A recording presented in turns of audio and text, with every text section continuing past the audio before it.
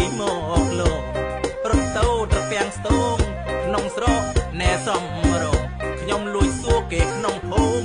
គេថានៅខ្វាយទងសួរអ្នកភូមិអុយឆ្មាដងសំរងសម្បូរស្អីស្អាតនៅ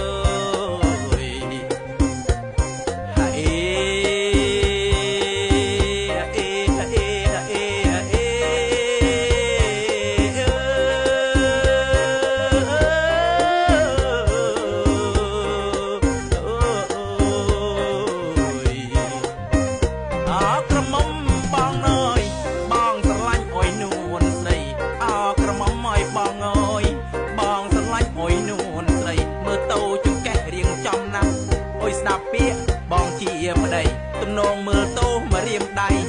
ស្រួចដូចបាឡារស័យក្រមុំសម្រងស្អាតដូចទេពអប្សរដូចទេពអប្ស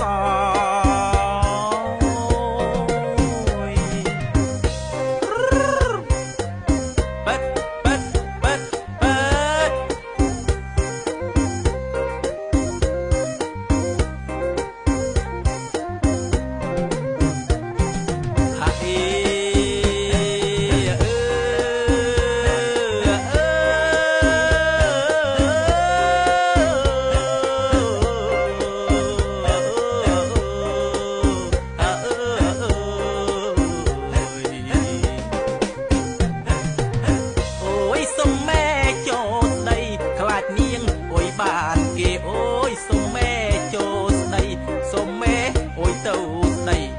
ទូត្រូវលុកមេគោលុកអស់មេក្របីអូយនាងកើតអោយឆ្នាំអីបានជាស្រីល្អម្លេះបានជាស្រីល្អ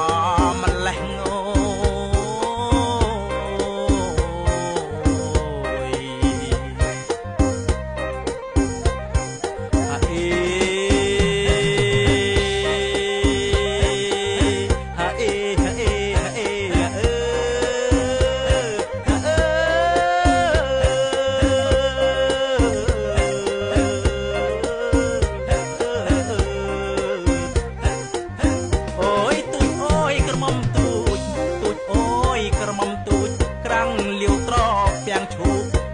ខ្នងត្រពាំងថ្នារវាងព្រៃធ្នួលទួលចា